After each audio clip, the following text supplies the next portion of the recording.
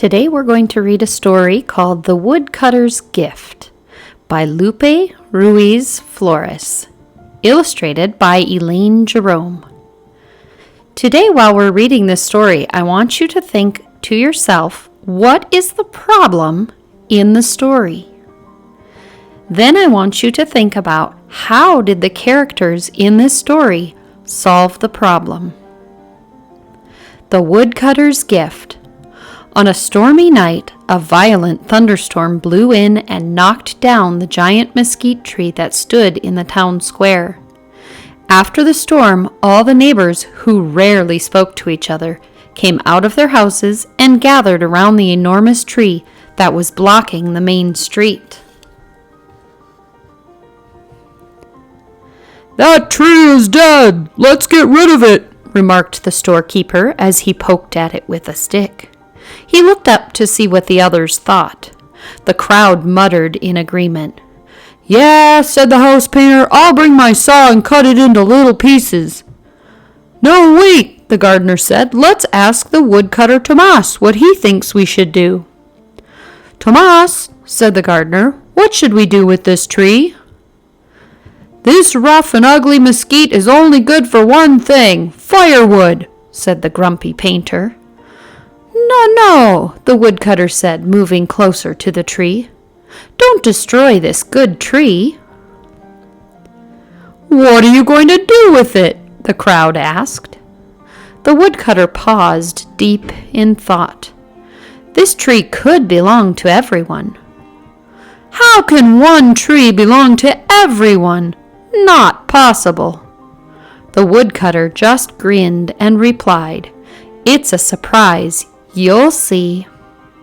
The next day, the neighbors watched from a distance as the woodcutter split the tree into huge blocks. Then the men helped him haul the large pieces to his home.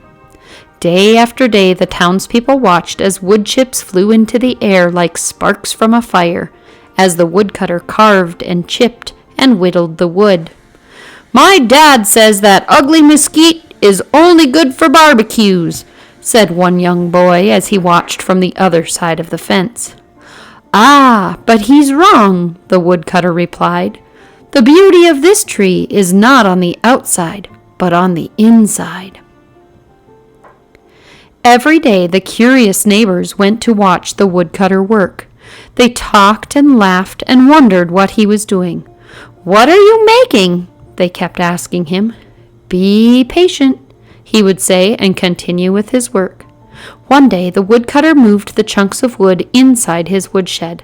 Children peeked through the knotholes in the wall, but they couldn't see anything. The woodcutter worked every day until the sun went down, and every night he locked the shed. Finally, the woodcutter rang the big rusty bell hanging on his porch. He had never done that before. Clang, clang, clang. Everyone rushed over and gathered outside the woodcutter's house. "What's happening? Why is the bell ringing?" they asked. "Follow me," the woodcutter said, and he led them to the woodshed. "Now close your eyes and don't open until I tell you." The big woodshed door swung open. Creak! "Open your eyes now," the woodcutter said with joy. The townspeople opened their eyes and gasped. "You see? I made a zoo for the children to enjoy," the woodcutter said proudly. Life-sized wooden animals stood before them inside the shed. "Wow! Yay! Hooray!" the children shouted as they jumped up and down with excitement. "This is a giraffe," squealed one little girl in delight as she stroked the giraffe's long neck. "And there's a zebra over there," said another girl. "Look, a lion and a tiger," one boy said as he ran his hand across the lion's mane. "A turtle!" a little girl cheered as she counted the squares on the turtle's shell. Even the painter couldn't believe his eyes. Tomas created a spectacular zoo from that dried-up old mesquite tree. Everyone helped carry the animals one by one to the town square. "These animals still need a coat of paint," the woodcutter said. "They're not finished yet." "Can we paint them?" the children begged as they circled around the woodcutter. "Of course," he replied, scratching his head, "as soon as I get some paint."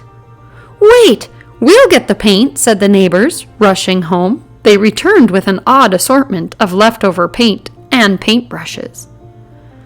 Everyone gathered in the square to paint the animals.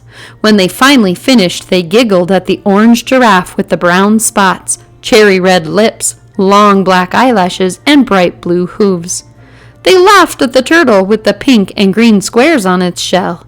They pointed to the yellow and purple stripes on the zebra.